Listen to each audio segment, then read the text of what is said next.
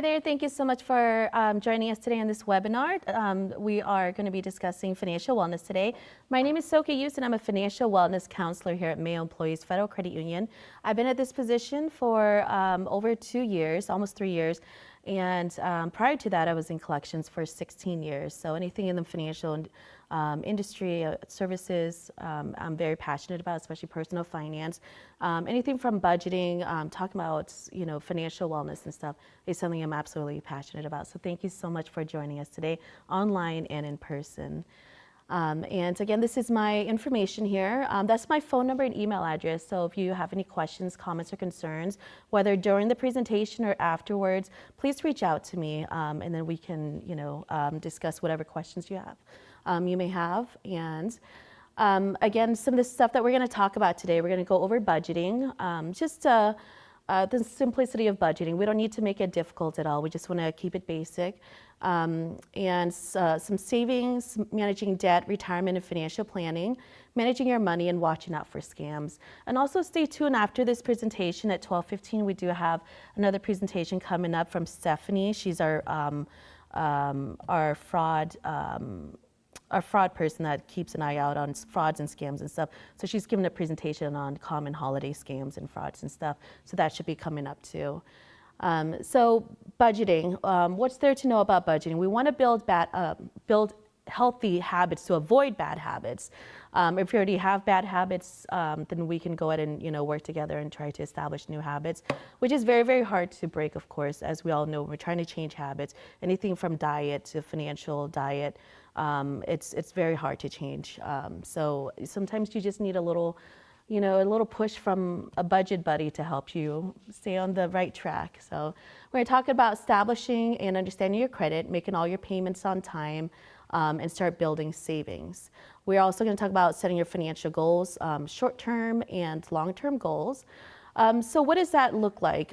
So when you establish and understand your credit, why is that important to you? So anything that we do in this financial society, anything from getting car insurance, from getting an apartment to buying a house, it's just anything, trying to get a cell phone, it involves your credit. So they're going to pull your credit report or just get your credit score, and they'll determine how much premium you have to pay for your car insurance or how much deposit you have to put down. So for example, if you're trying to hook up your RPU, your utilities, or Minnesota Energy, chances are they're going to pull your credit report as well, and they're going to give you, let you know how much deposit you need to pay. So credit is really important in this, financial society. So it's really important to start with that healthy habit early on. And of course, making all your payments on time, that's a good healthy habit to have as well. But I understand, if you can't make all your payments on time, it's always best to reach out to your creditors and let them know of your financial hardship. We'll go into it a little bit deeper here in just a little bit. Then we're going to talk about short-term financial goals, short-term and long-term goals, what they are, how to achieve them, how to break them up into easier goals, setting budgets and how to stick with it, how to keep track of spending habits and daily expenses, how to start and continue building your emergency savings. What is considered an emergency these days? We can go over that as well. So emergency is not, we have a 24-hour flash sale at Macy's for whatever product. You have to get it now within a 24 hours. That's not an emergency, okay? So we can talk about more what's considered emergency, what to use your emergency budget on. So where to start? So this is a spreadsheet that if you guys need it, I can send it out to you. It's very basic, it's very easy because we want to keep budgeting as simple as possible. So this doesn't belong to anyone in particular, it's just a demo that I came up with, but it's the typical amount that people are paying here in Rochester. So typically mortgage or rent is probably about $1,400 at this time. So on the top part there, we start with your income. So you want to create a list of your monthly expenses, but also put down your income, all your income. So if you're working a 9 to 5, like a full-time job, and then you have a side gig or You're going to babysit 3 or 4 times this month just to make some extra money, or you know that you typically pick up 2 or 3 extra shifts per month to get extra money as well. You can put all that in your line. So it can be you and then a partner, whomever it is that you want to include on your financial budget, you can put on here. And then the monthly total for the month is $5,600 in this situation. You can break it down per paycheck. For some people, they pay certain bills with each paycheck. For example, a car payment with paycheck 1 and then the rest of the car payments with the other paycheck. So it's important, if you want to break it down that way, you can do that as well. And you want to compare total expenses to monthly income. So in the next section where it says monthly fixed bills, you can talk about, so fixed expenses are things like mortgage or rent. That's going to be a fixed amount. It's a set amount that you have to pay each month. A car payment, car insurance, we understand that utilities and stuff will fluctuate just a little bit, but there's still fixed expenses that you are able to kind of guess what they might be coming up. So that's considered fixed expense as well. Credit cards, streaming services, typically the same. Internet, car payments, things like that. So those are fixed expenses. And generally you want to keep your fixed expenses between 50 to 60% of your total income, because then you have the rest of your income to put towards your variable expenses. So variable expenses will be things like groceries.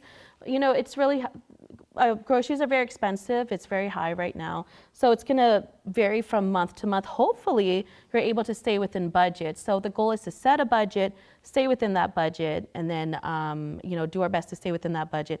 But if you keep going over that budget that you set for that category, then let's reevaluate that amount and then see what it is you're actually spending each month.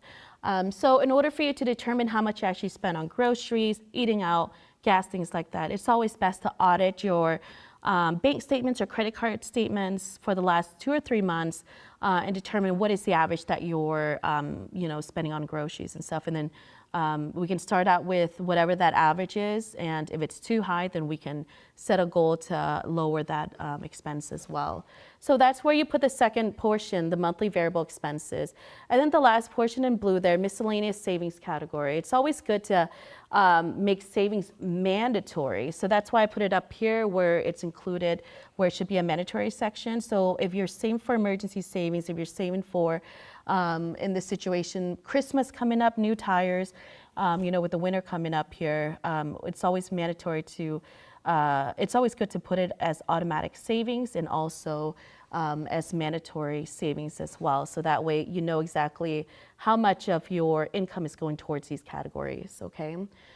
So as you can see, down at the bottom, all your expenses together, the fixed expenses, the variable expenses. In this situation, we didn't include the savings category yet.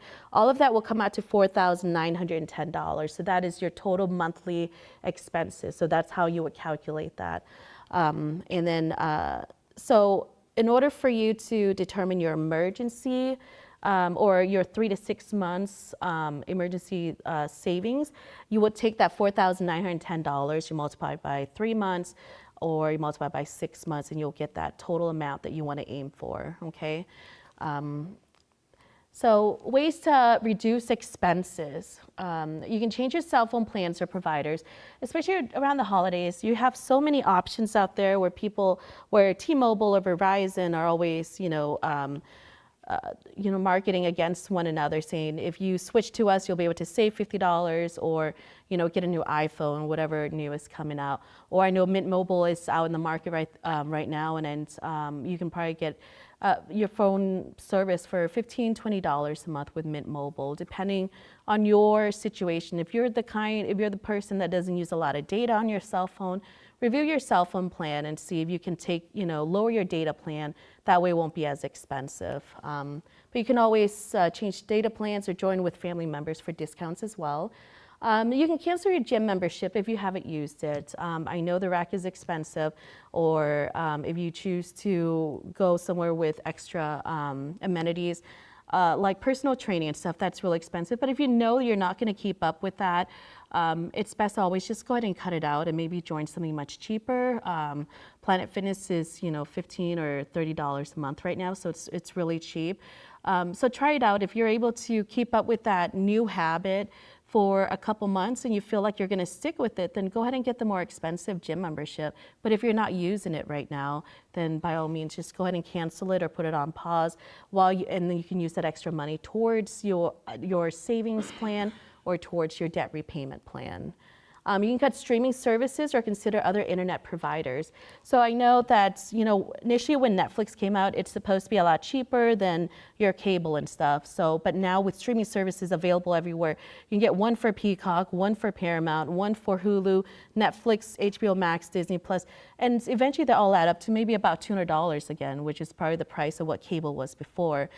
So if you're not using those streaming services, just go ahead and cut them out, because eventually if you're, those are usually on automatic payments. If you're not paying attention as to when they're coming out, then it could be coming out when your checking account is close to zero, and then it puts your account to the negative. Next thing you know, you're getting charged an NSF fee for a negative fee for that transaction. So just all those extra streaming services, sometimes it's really not necessary. Just go ahead and cut it out, just review it. It's always good to review your automatic payments and your streaming services every 6 months just to see if it's still necessary. Move out a checking and savings account with monthly fees or minimum balance requirements. Here at MEFCU,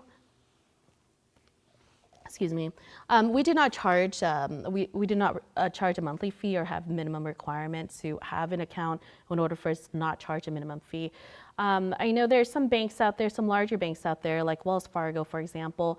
If you don't do a direct deposit into a checking account each month, then they charge you a certain amount of fee. I don't remember what it is, but that's an example we're talking about.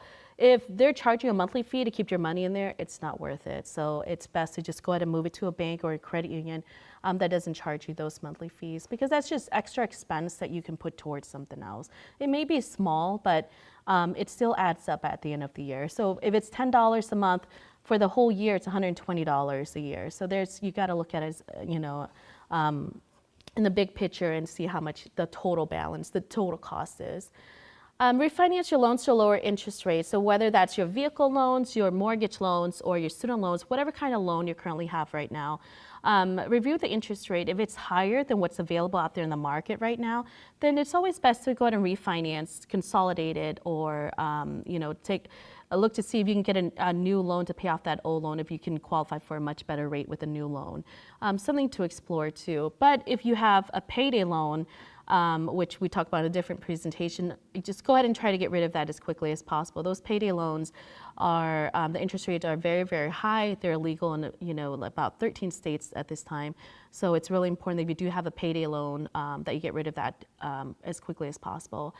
I know, with the holidays coming up, it's very tempting to buy certain things, and then you can buy certain things that you cannot afford. And then at the end, when you check out, a lot of websites have these options like Klarna or I don't remember some of the other ones, but they kind of let you pay, like break down the balance over 4 payments, and then just have you pay a quarter of it now, and then another quarter of it in 2 weeks or whenever your next payday is. So that's kind of like buy now, pay later situation, or kind of like a layaway if you're old enough to remember that.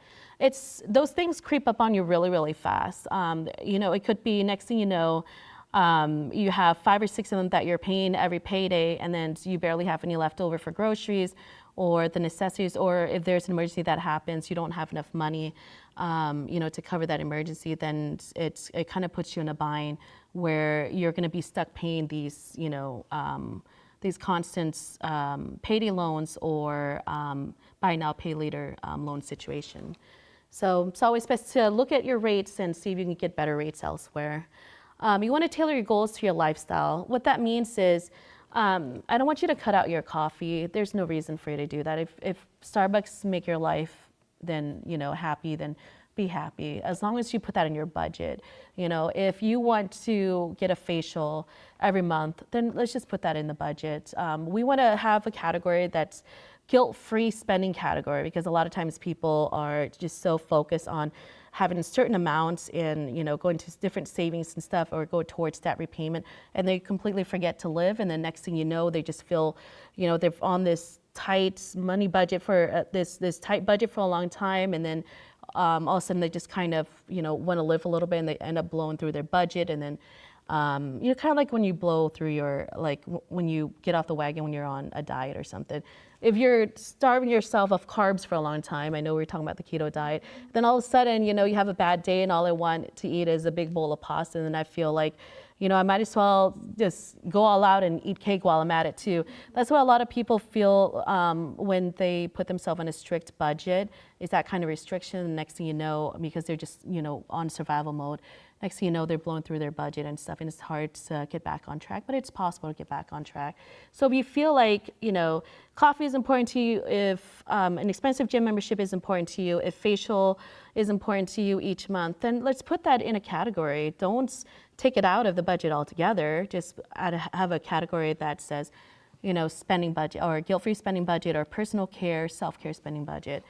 So you want to tailor your financial goals to your current lifestyle and the lifestyle that you want in the future as well.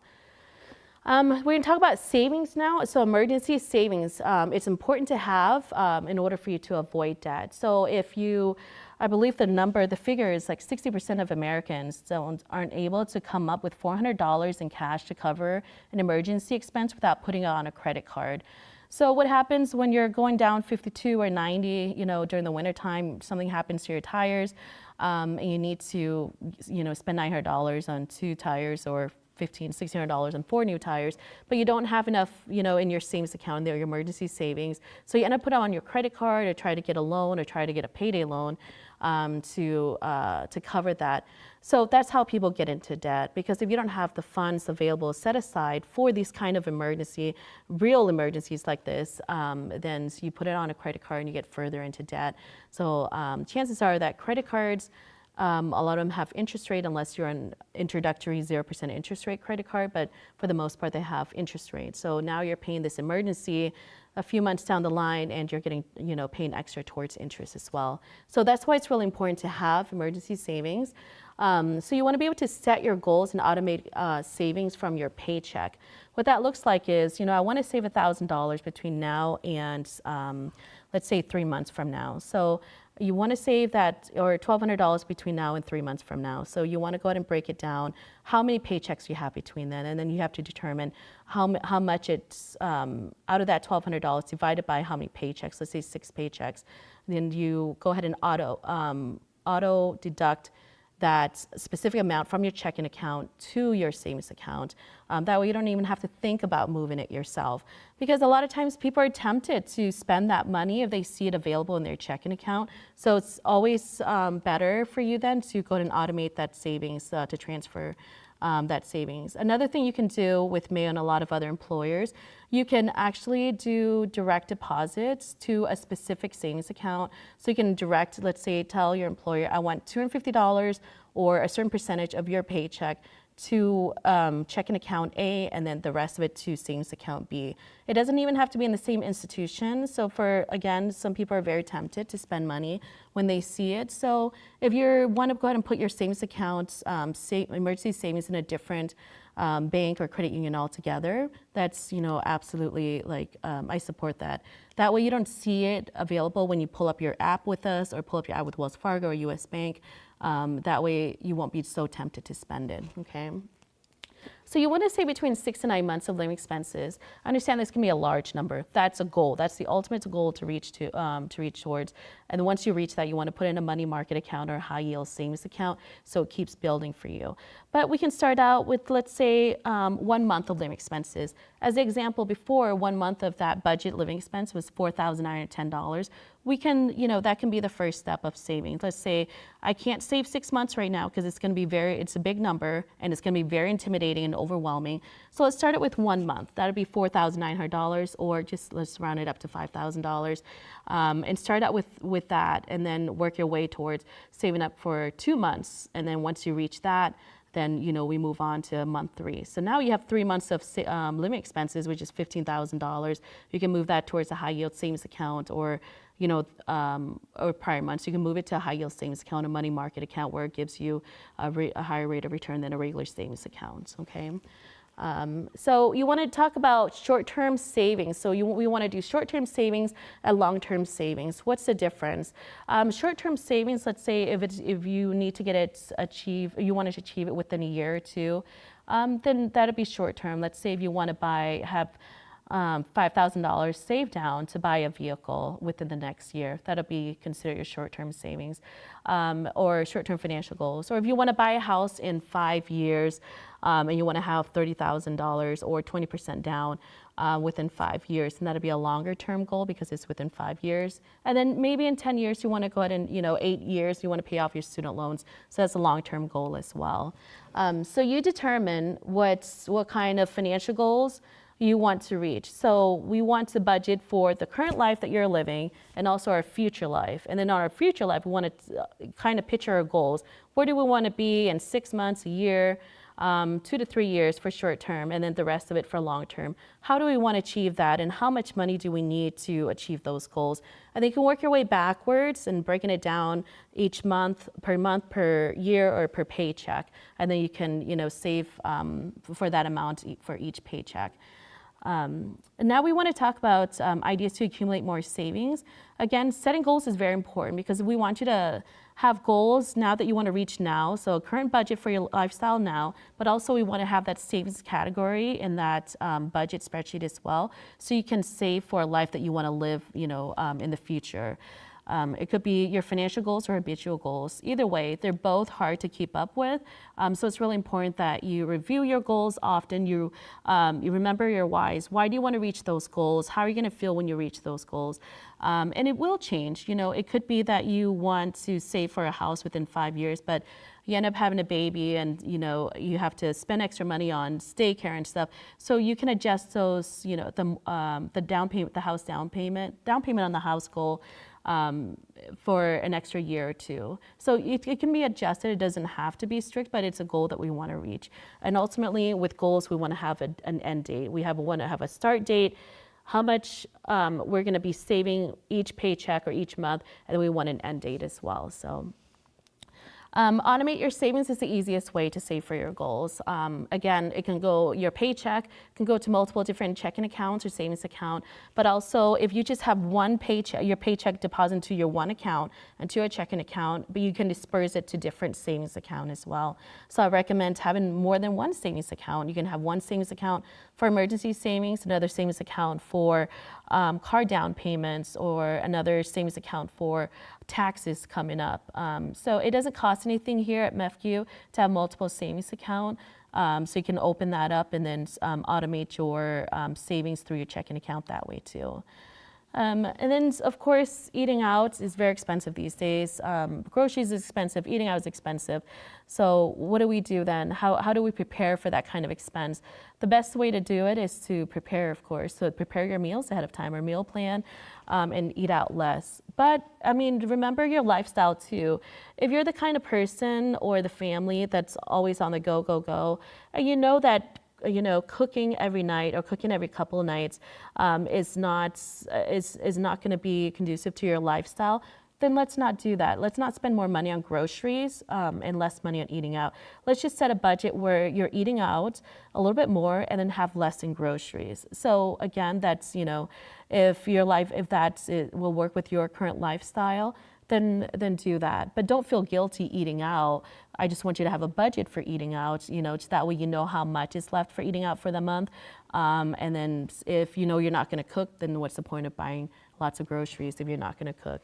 It's ideal to cook, but if you're busy, with sports and everything, with kids and sports, and I remember when I was just one person living alone, single, it was very hard for me to cook every night or every couple of nights because, you make that large batch and you just don't want to. It's easier to just go out to eat. And then my grocery bill was a lot smaller, but my eating out bill was larger. It's just how you want to balance that out, okay?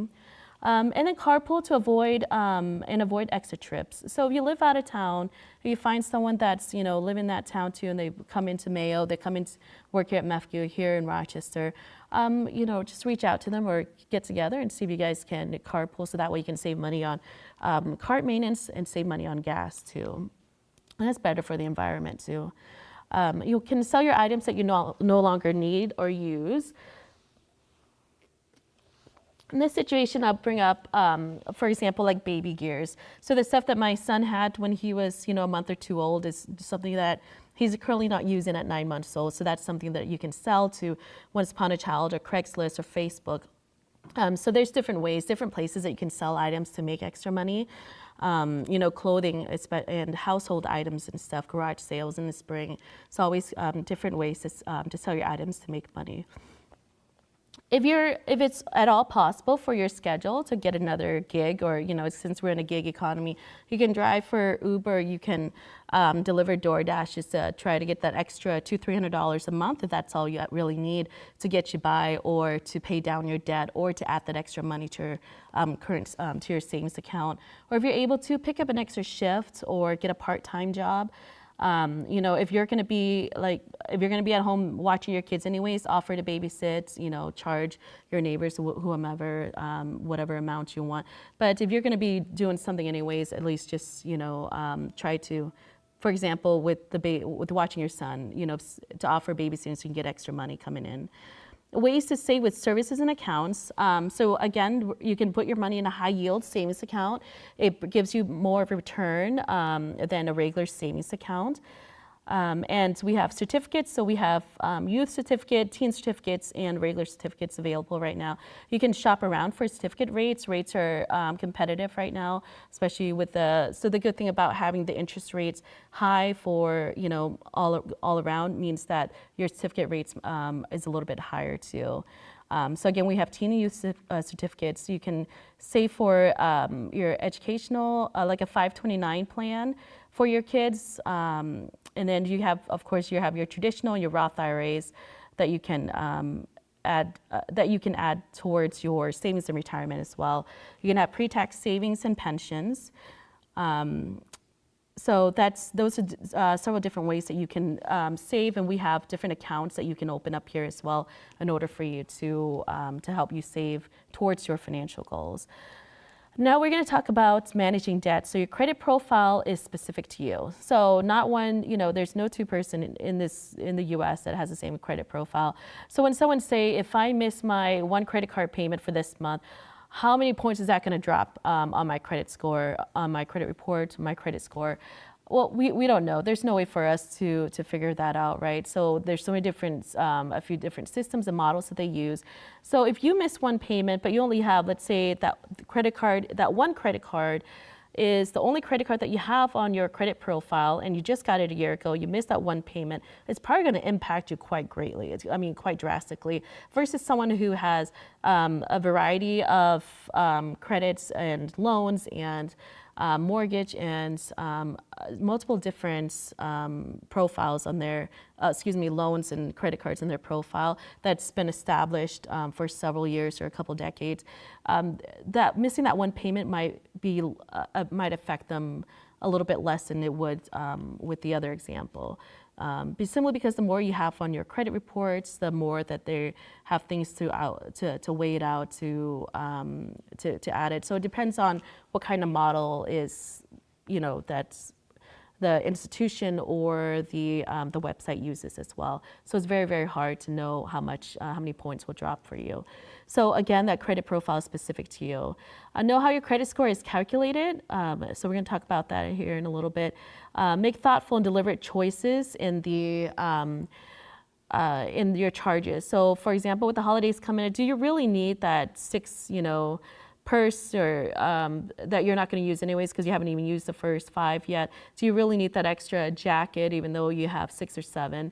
I understand, with fast fashion, it's very tempting to order a lot of things, especially around the holidays and stuff. But really, do you need all these extra stuff? You want to monitor your credit report at least once a year because you want to look for fraud. You want to look for stuff that's on there that's incorrect. So some errors like your name, your address, your phone number. Just make sure no one has opened up accounts without your permission or without your knowledge and stuff. And if there are things on there that are incorrect, you can reach out to the 3 credit bureaus. You can dispute it. You can put your account on freeze, or you can do a credit freeze. That way there's no one else is opening up accounts under your social security number, your name. But if you're having issues with stuff like that, please reach out to me if you can't figure it out, if you are having a hard time reaching out to the credit bureaus, and we can get through that together too.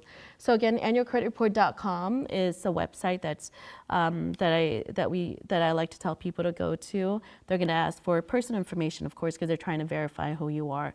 You can get access to all three credit bureaus, and you can save your credit reports, you can print it out, but it will not give you your score, which is not important because your score varies from different models, different products that you want to apply for. So this is how your credit score is calculated. So 35% is based off your payment history. So it's really, really important that you pay your bills on time, okay? So if you don't think that, you're having a rough time, you were sick or something for this pay period, so you're gonna be a couple $100 short, you're not gonna be able to make your car payment, then go ahead and call your car lender and let them know, listen, I'm not gonna be able to pay the entire $400 this month, but are you able to go ahead and take $200 now, and then I can pay the remainder $200 on my next paycheck. I know that's past the 30-day grace period or the 7-day grace period. Will this affect my credit score? Will you report this as delinquent? So if you think you're going to be late, reach out to your creditor or the lender. Let them know of your situation. Chances are they're more than happy to work with you, just as long as you reach out to them before their closing period. But as soon as you find out, just reach out to them and let them know too. So it's really important that you keep your payment history current, make sure everything is paid on time. And 30% of your credit score is calculated by amounts owed. So how much debt do you have? It's a given. It's just almost as important as the payment history. How much do you owe? What is your borrowing power here? And then new credit is considered 10% of your credit score calculation. What that looks like is the reason why new credit is included on here is because it affects the next one, length of credit history. For example, if you have a credit card that you opened up 10 years ago, and that's the oldest line of credit or the oldest credit that you have, your length of history determines, how well you've been managing your credit. Or the length of time you've been managing your credit. But if you just open up a credit card, a Kohl's credit card for this holiday season, because you're going to save 30% if you open up a Kohl's credit card. So now you have this new credit card that's opened up in 2023, but you had your oldest one that was opened up 10 years ago. Now it's going to shorten the length of credit history that you have, so it's going to lower your credit score a little bit too. So the length of credit history is very important. So the sooner you get started, building your credit, keeping that good credit habit, and making your payments on time, it's always optimal to do that. So you want a good credit mix. So if you only have 1 or 2 credit cards, you're still going to get a score. You're still going to get you're approved for certain things, but your interest rate might not be the best because your credit score might not be the best as well because you don't have a good credit mix.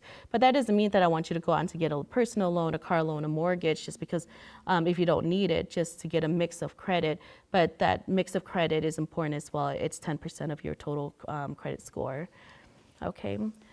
And amounts owed, it goes back to utilization. So we want you to say typically under 30% of your credit card utilization. So what does that mean? If you have a credit card that's $10,000 available credit, if you spend it, get all the way up to $3,000, that's 30% of that 10,000. We want you to stay 30% or under. That's always optimal. So payment history, of course, again, you want to pay your bills on time. If you miss a payment, you want to get current as quickly as possible and stay current for as long as possible. Even if it means, if you're able to reach out to family and friends, sell some items, pick up, an extra shift here and there just to make sure that you stay current. So if you can't pay your bills on time, please contact your creditors. So a lot of them are pretty lenient once you, reach out to them, let them know what's going on with your financial status. Again, new credit, you want to limit new inquiries. So every time they run your credit report, for example, for loans or credit cards, that's considered a hard inquiry, so it affects your credit score. It goes down by a few points just for a while, and then it goes back up within a few months. But if you're trying to, let's say, get a car insurance, it shows that there was a credit inquiry, but it doesn't affect your credit score because they're not using it to give you a loan. It's just to determine, what kind of premium they're going to be able to give you. If you have credit cards, you want to manage them responsibly. If you realize that you're the kind of person that can't have credit cards, you're just not a credit card person, that's okay too. There's other ways that you can, other loans and other methods that you can use to build up your credit, so you don't always have to just use a credit card. You want to closing old accounts doesn't make it go away. So just because you cut up your credit card, that doesn't mean that, and then you close that account, that doesn't mean that that whole line is going to go away. You just have to make sure there's no balance available left on there, just to make sure that they know that you no longer want, you reach out to them directly, whatever creditor, let them know you no longer want this credit line, you want it closed immediately, you want to go ahead and get your documents from them, letting them know or showing that they did close that line of credit or whatever it is you're trying to close. So managing, the length of credit history, so the age of the oldest account and the average age of all accounts. So again, this goes, if your longest credit was from 10 years ago, but you just open up another credit card here in 2023, that might, affect your average length of credit history, given you lower your score a little bit. Yes? I have a question. Yeah. Let's say you're sitting and contemplating buying a new vehicle. Uh-huh. And you're wondering about, if you qualify, Sure. as well as the terms and conditions of what the loan would be. Sure. If you said to the dealer, could you kind of do a trial run to see if I qualify? Will that affect your credit history?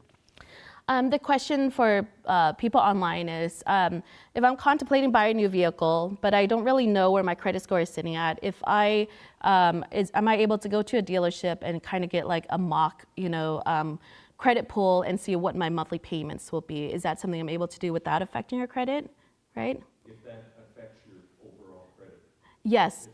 Yeah. So in order for them to pull up your, your credit score, with the intent of, getting a loan or finding a loan, that does affect your credit score. So that's considered a hard inquiry. Whether you accept the loan or not, it's still gonna show up as a hard inquiry. It still lowers your credit score too. But if you choose to buy a vehicle, it's always best to do, multiple pulls. Or when you come to the credit union here, we're able to get you a loan, with a low interest rate that we have going on right now. There's a special going on too. If you get a loan before like December 14th, you get a $50 Visa gift card. But so our rates are competitive, but it's always best that you try to go ahead and find a loan first before going to a dealership. Because what happens then at the dealership, you go there, you tell them, listen, I'm not in the market for a vehicle right now, but I kind of want to see how much I'll qualify for. And then probably the next question out of their mouth is, well, how much can you afford each month? Well, I don't want to go over $500, a month. But they're going to leave out, they're going to tell you, you probably can get into a $40,000 vehicle at $500 a month for the next 5 years. But your interest rates, you don't know where your interest rate is going to be. And that's why you want your credit pulled, right? So maybe they can find, $500 a month or a payment plan that's conducive to what you want, $500 a month, but your interest rate is a little bit higher and then you're going to pay a little bit longer. So the overall cost of owning that vehicle is going to be more than $40,000 because you have that interest rate and you have, the maintenance, the tires and things like that goes into owning a vehicle. So that's a long way of answering your question, but just that's to give you an example. So yes, to pull your credit to see how much you might qualify for, your interest rate, yes, it will affect your credit. But also with buying vehicles, it's important to ask, what is the total cost? What is my total loan going to be? Not just my monthly payments for the next 5 years or 3 years. So is there any other questions online, Christian, or anything before I go on? Okay. So again, don't apply for unnecessary credit accounts. It's great that you want to build up your credit by using credit. Credit accounts like if you go to Macy's, if you go to Kohl's, if you go to Home Depot, those kind of merchants' interest rates are always higher. They're on the upper 20s. Some of them are just at 29.99. Some are right at 30%. So yes, it's enticing. It's tempting to get those credit just to get those discount at the time. But once you have a balance on there, it's hard to pay it off too unless you plan on paying it in full right away. Because the interest rate is so high. So we want to avoid applying and opening unnecessary credit accounts, okay? Of course, use caution when you get new credit cards.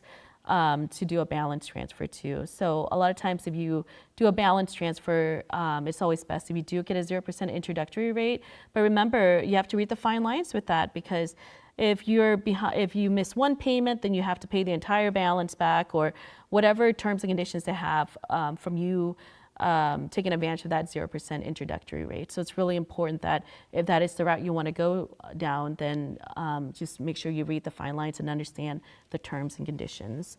Again, avoid payday lenders at all costs. They should all be illegal everywhere. But I know that some people use it and they kind of get in these cycles of every paycheck they have to pay 2, 3 back, and then eventually 4, and then eventually 5. It's very hard for them to get out of it. So managing your debts under student loans. You have to understand what type of loans you have. So do you have subsidized loans? Do you have unsubsidized loans? Do you have private loans? Do you have federal loans? You have to weigh out the pros and cons of whether you want to consolidate those loans or not. So it's really important that you understand what kind of loans you have. So in order for you to know what kind of loans you have, you can go to studentaid.gov to see what kind of loans or who your student loan servicer is, and they'll tell you right on there whether it's subsidized, unsubsidized, how much you owe, what the interest rate is on each account. And if you have private student loans, then of course you just have to try to consolidate. If you have more than one private student loans, you can consolidate into one loan and have try to get a lower interest rate on that one and make one big payment to that student loan. So you want to understand your payments, repayment options as well, and also learn about the Public Service Loan Forgiveness Program. So that the PSLF program is so if you work for a nonprofit and you pay 120 monthly payments, and you've already been enrolled in the PSLF program, you recertify that you're still eligible for this program each year, that you're still working for the right employer that is qualified for the PSLF. Then once you make your 120 payments towards the PSLF program, in this program, then the rest of your debt of your student loans will then be forgiven. So that's something to look into also. But there's other presentations on student loans, or if you have questions on your student loans, you can reach out to me too. Of course, you want to prepare for repayment. So it's already started October. If you're finding that your student loan balance or monthly payments is really, really high, you can't afford that payment and living expenses, daycare and stuff all at once, then it's really important that you meet with someone or meet with me, and we can try to go over your budget together and see what other options we can look at, okay? So now we're going to talk about good debt versus debt. So what's considered good debt? A mortgage can be considered good debt. So you can get your equity. You have equity in your house. You can use that towards paying off debt. You can use it towards paying off student loans or paying for medical emergencies and stuff. Education is always a good debt too, because you're, paying for your future. So vehicle loans, it depends. If you're, it's typically a higher interest rate, and we want you to, pay it off as soon as possible, obviously because of the interest rate. But, cars depreciate so fast, and they depreciate so much faster faster than what you're able to get in equity out of a vehicle. Credit card debt is always bad because of the interest rate, and it's that kind of debt that kind of continues to snowball. And cash advance and payday loans, layaway loans are, like Klarna and stuff like that are always bad too. Business loan, depending on what kind of business you're going to, so it's real important to weigh the pros and cons of what kind of business you're going into to see if a business loan is something that is going to be good for you or bad for you too. Investments, it's really hard to advise people to get a loan out to invest in, something, especially like the stock market, because it's not always guaranteed. So that's something for you to talk to an advisor about too. We have a great partnership with Cetera here. They're wonderful financial advisors out there. So if you have questions about your investments, your retirement, you can reach out to Cetera or reach out to us, and then we can send you over to a Cetera representative there too. So retirement financial planning, of course, we want you to, first things first, pay off debt. If you have kids and if you're preparing to, go to college yourself, always save for college. And there's a 529 plan that we have available here, but also with Cetera too, and available at Mayo as well, Mayo Benefits. Something to really look into. But also there's life insurance that you should really look into, how much life insurance you need, or if you need to talk to someone about estate planning and trust. Because I know with Mayo, part of their benefits is ARAG, A-R-A-G. So they are a legal aid advisor or legal aid, benefits where you pay a certain amount each month, and then they're able to help you write your, do your estate planning and trust too. So really look into that if that's what you're looking to do. And long-term care.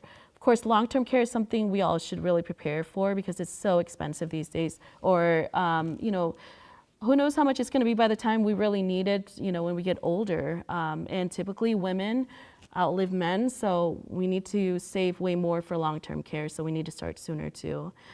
And then for a retirement plan, you want to picture your ideal retirement. Is it like driving an RV across country? Do you want to live on a cruise ship? I read somewhere, I think there's people that actually do live on cruise ships, and I think there's one lady, it was like a couple years ago, I think she only spent $45,000 a year living on cruise ships, yeah. And she would go to different countries and stuff. So maybe it's something to look into. I mean, it's $45,000 to be there, but then, you get all you can eat food too and drinks and stuff. And of course you get music and entertainment too. So I don't know, that sounds like a good retirement plan.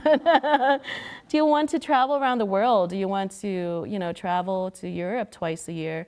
Do you want to go to Southeast Asia, to visit my family, once or twice a year, what have you? Or do you just want to stay in town and volunteer, be with the grandkids or, grand dogs or fur babies or whatever?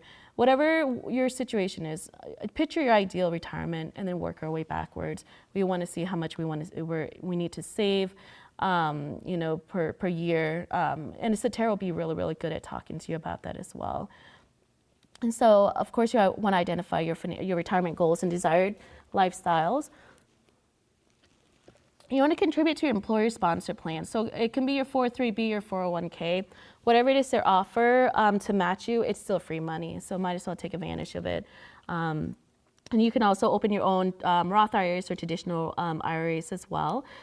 So a few different options there. You want to understand different government benefits. How much you're going to get for Social Security income. And I think there is a website, it's called, I think it's SSA.gov, or Social Security Administration.gov, where you can go in and you can put in how much you might be getting now if you were to retire now for whatever reason, so how much you're getting per month.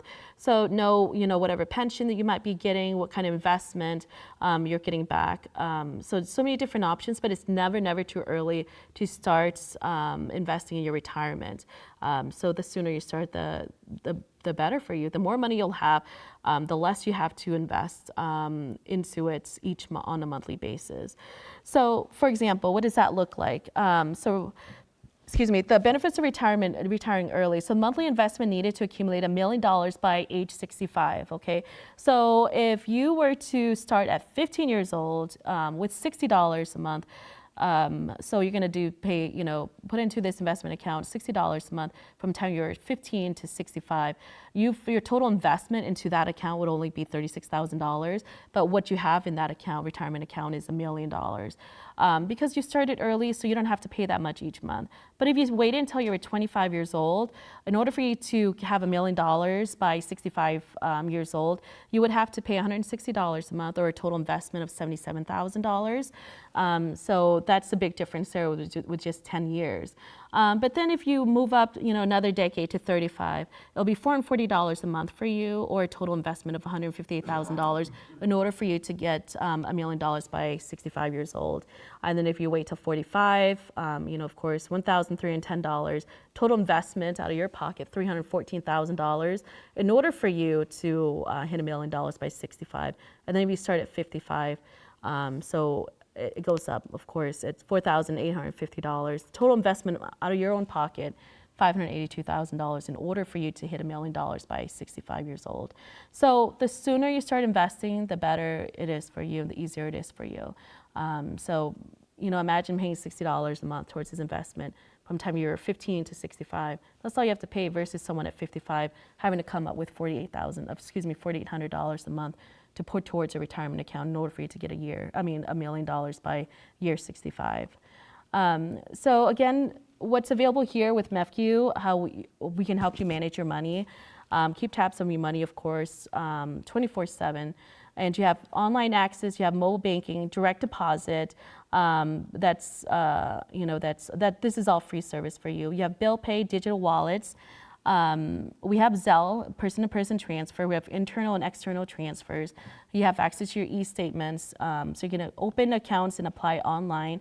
So we have this feature on our website where you can talk to any of our representative, member service representative, or the phone service representative for loan officers, whether it's through chat, just regular chat, instant messaging. You can do video chat with them too. So you just kind of click on the video button and someone pops up on the other end, and it's one of our representatives, is a live person. One of our representatives on the other line, on the other end talking to you.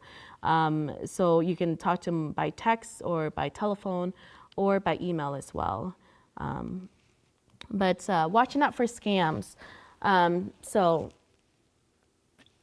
Excuse me. Again, don't let anyone scam you out of your hard-earned money. So what does scam look like these days? When we think of scam, we typically think of certain demographics, the elderly that are getting scams, that are opening up emails, that thinking that, they're gonna win something if they invest or put this much money into something. But it doesn't look like that these days. These people are so clever. They're so sophisticated with all these scams, and they're coming up with new ones.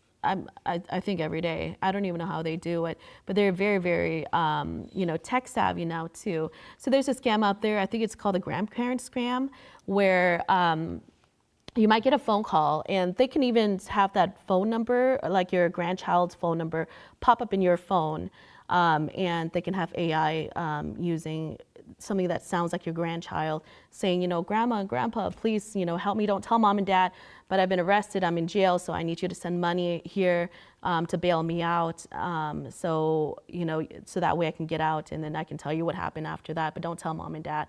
So of course the grandparents are gonna be panicked. They're gonna send money to whatever wire instructions that were given, but they didn't know that it's a scam. So it's just they're so tech savvy these days, especially with AI, with them able to spoof phone numbers and to pretend that it's actually someone that on the other end. So it's just very hard to determine. It's very hard to pick out. So we have to change the stigma of scams. So when we think of scams, it's no longer just the elderly getting scammed. It's everyone getting scammed. So you're getting text message saying there's a package at your door, but you have to pay a certain, to get, or you have a package coming, but you have to pay an extra amount to get the rest of your package in because of whatever reason. So $5.8 billion is lost to fraud in 2021, and 70% increase from 2020.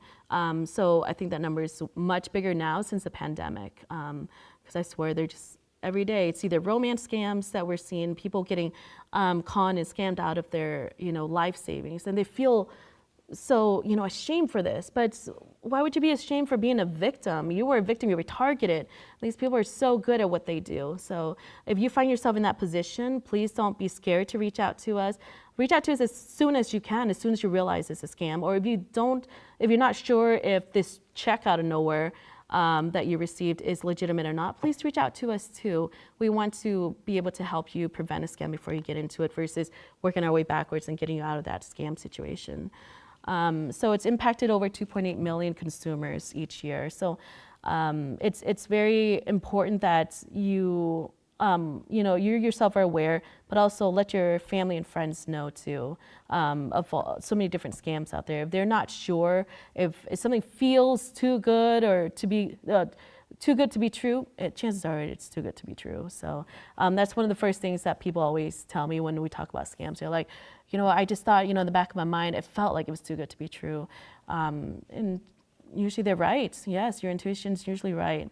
Some of the common scams out there that we're all aware of, the phishing scams, where they send you an email and it's, click here to enter into a contest, or click here because this order that you put an order into Best Buy is not going to come in, but you need to send extra money to here and there. Those are phishing scams. Gift card scams, those are in-store and online as well. So both, if you typically if someone's reaching out to you and they telling you to send gift cards in place of cash or check or wire, then chances are it's a scam. Person-to-person scam, it happens all the time too. If you go, Craigslist scam, Facebook scams, any kind of dating app scams, so many different scams out there you have to look out for. So you could receive it via text, email, phone, websites, or other methods as well. Before we wrap this up, are there any questions online, Christian? No? Any questions in here? No? Okay. Yeah. This goes back to kind of the emergency fund. Sure, yeah. We have health savings Mhm. accounts, and I know those roll over each year. Yeah. Would you factor that into your emergency savings, or would you just have that stay there kind of for, because part of emergency would be like a medical emergency. Yeah. So I technically would think that could kind of count Yeah. towards my medical emergency Sure. savings fund, or would you have the additional 6 to 9 months in addition to the Yeah. health savings account? I would do both because health savings account is only for health issues, right? So that's great that you have that available and that you enrolled in that, participate in that. So it's important that you have that for health. It's going to happen. We're all going to get sick. We're going to need it sometime. So it's good that you have that for health. But then it's always good to have it for different emergencies, a different separate account, because something's going to happen where you're going to need to get tires. Let's just say tires, for example. So it's going to be an emergency. So that's a true emergency. But you can't use your health savings account for that kind of emergency. Yeah. Yeah. So it's always best to have both as well. And then your money can grow. So as you have those savings plan, savings category, again, put it in a high yield savings account so that way it can grow for you. Okay. Yeah. Yeah. Thank you for the question. Yeah, absolutely. Again, my name is Soka Yus. I'm a financial wellness counselor here. This is my phone number and email address. So if you have any questions, comments, or concerns, if you can think of later on, please reach out to me and I'll be more than happy to get back to you. But stay tuned for the 12:15 presentation with Stephanie for common holiday scams, okay?